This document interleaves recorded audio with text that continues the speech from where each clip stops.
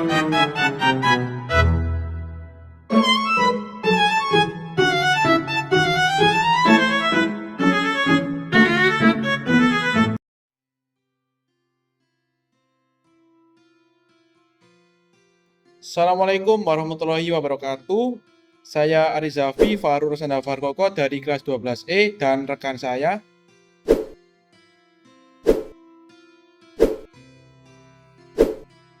ingin menjelaskan masa pemerintahan Presiden keempat yaitu Gus Dur yang dikenal sebagai Kiai Haji Abdurrahman Wahid. Berikut penjelasannya.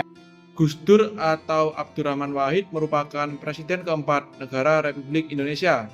Ia lahir di Jombang, Jawa Timur pada tanggal 7 September 1940 dan wafat pada tanggal 30 Desember 2009.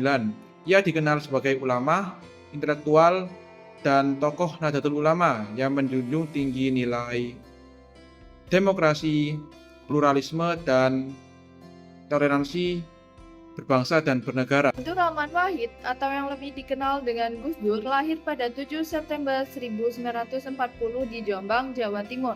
Ia berasal dari keluarga ulama besar Nahdlatul Ulama NU.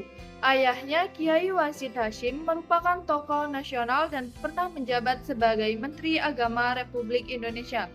Sedangkan kakeknya Kiai Hasyim Asy'ari adalah pendiri NU.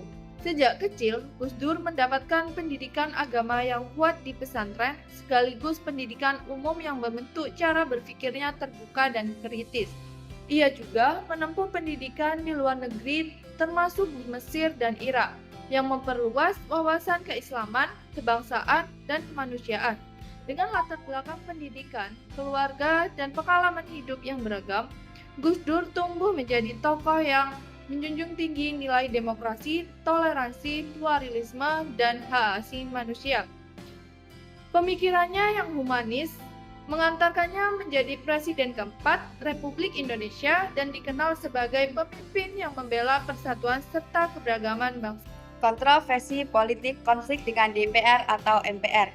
Pergantian kabinet yang sering. Yang pertama, konflik dengan DPR atau MPR. Gus Dur seringkali terlibat keterangan dengan DPR atau MPR karena gaya kepemimpinannya yang dianggap terlalu independen dan juga sulit dikendalikan oleh partai politik. Ia beberapa kali mengeluarkan kebijakan tanpa konsultasi dengan DPR atau MPR.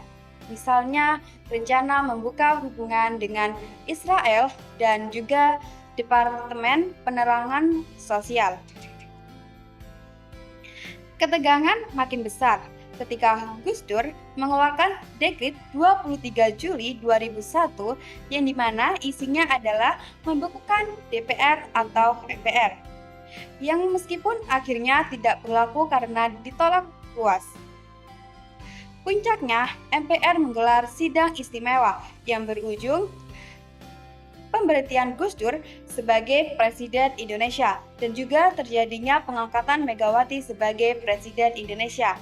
Yang kedua, pergantian kabinet yang sering. Kabinet Gus Dur atau Kabinet Persatuan Nasional sering mengalami reshuffle. Hal ini terjadi dikarenakan yang pertama, adanya tekanan dari partai politik koalisi, dan yang kedua, ketidakpuasan terhadap kinerja meningkat yang dimana itu meningkatkan perbedaan visi dengan Gus Dur. Dalam waktu sekitar 2 tahun pemerintahannya, Gus Dur melakukan beberapa kali pergantian menteri sehingga hal tersebut menimbulkan kesan yang dimana pemerintahan tidak stabil.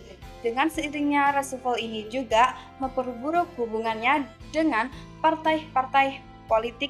Pada masa pemerintahan Abdurrahman Wahid atau Gus Dur terjadi proses demokratisasi yang penting di Indonesia. Demokratisasi ini yang pertama penghapusan diskriminasi terhadap etnis Tionghoa. Gus Dur mencabut berbagai aturan yang membatasi kebebasan etnis Tionghoa, seperti larangan penggunaan bahasa, budaya, dan perayaan tradisi Tionghoa. di ruang publik. Selain itu, kewajiban memiliki SBKRI dihapus dan Instruksi Presiden Nomor 14 Tahun 1967 dicabut, sehingga etnis Tionghoa mendapatkan hak yang setara sebagai warga negara.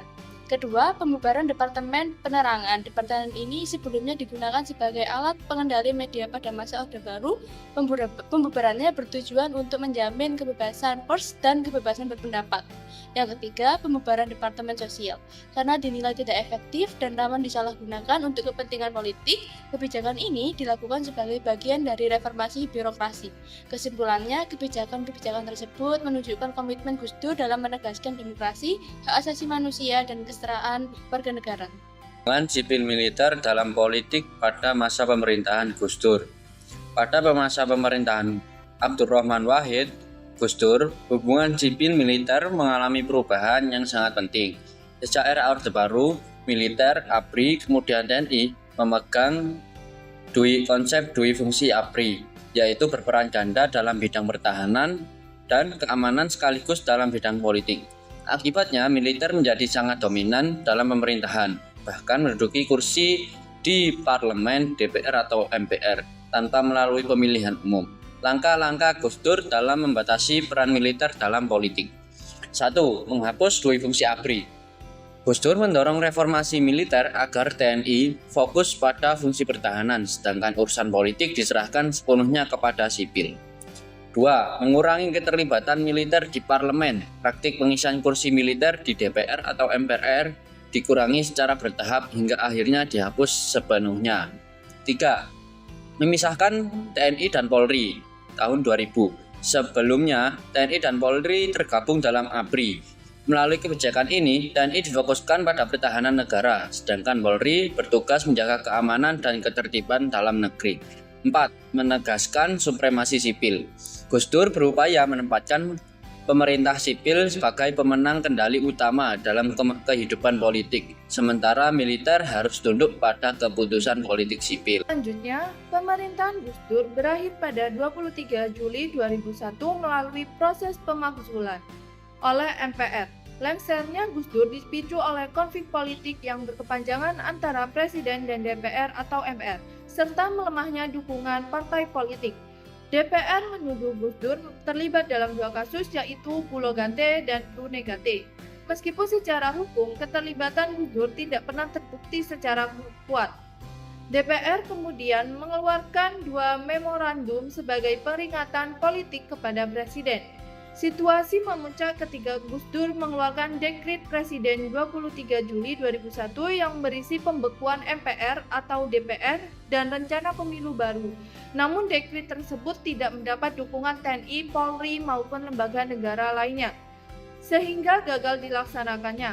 Pada hari yang sama, sidang istimewa MPR tetap digelar dan memutuskan memberhentikan Abdurrahman Wahid sebagai Presiden Republik Indonesia. Setelah itu, Megawati Soekarno Putri dilantik sebagai Presiden Republik Indonesia kelima, sedangkan Hamzahas menjadi Wakil Presiden.